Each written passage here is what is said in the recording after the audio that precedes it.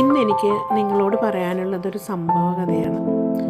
ഏതാനും വർഷങ്ങൾക്ക് മുൻപ് എൻ്റെ ബാൽക്കണിയിൽ ഒരു പഴയ പൂച്ചട്ടിയിൽ വന്നിരുന്നൊരു പ്രാവ് മുട്ടയിട്ടു.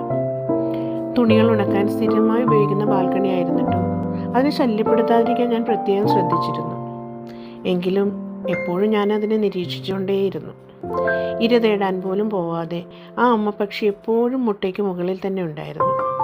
ഒടുവിൽ ആ മുട്ടത്തോട് പൊളിച്ച് തൂവലുകളില്ലാത്ത ഒരു കുഞ്ഞു പുറത്തു വന്നു. ഏതാനും ദിവസങ്ങൾ കൊണ്ട് അതിന് തൂവലുകൾ മുളച്ചു. അത് അതിവേഗം വളരാൻ തുടങ്ങി.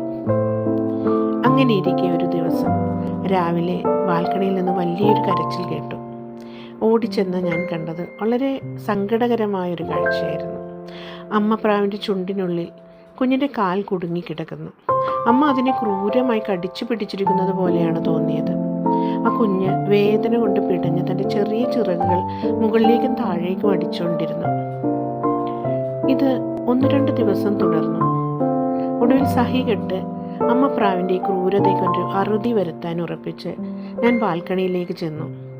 എന്നാൽ അവിടെ കണ്ട കാഴ്ച എന്നെ വിസ്മയിപ്പിച്ചു കളഞ്ഞു.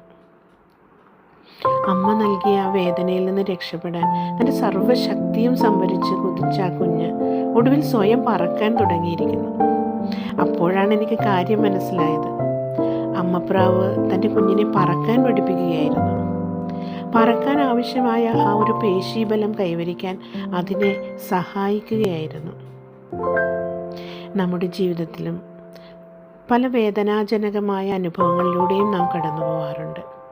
നമ്മുടെ മുന്നിലുള്ള തടസ്സങ്ങളെ മറികടന്ന് മുന്നേറാൻ ദൈവം നമ്മെ പ്രാപ്തരാക്കുന്നത് ഇങ്ങനെയാണ്. അതുകൊണ്ടാണ് ഫലം തരുന്നതിനെ കൂടുതൽ കായ്ക്കാനായി അവിടുന്ന് വെട്ടിയൊരുക്കുന്നത്.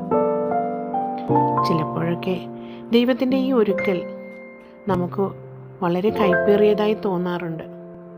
പക്ഷേ നമ്മെ കൂടുതൽ ഉയരങ്ങളിലേക്ക് പറക്കാൻ സഹായിക്കുക മാത്രമാണ് അവിടുത്തെ ലക്ഷ്യം. നിങ്ങൾക്ക് ഈ സന്ദേശം ഇഷ്ടപ്പെട്ടെങ്കിൽ മറ്റൊരാൾക്ക് കൂടി ഇത് പങ്കുവയ്ക്കൂ. Thank you.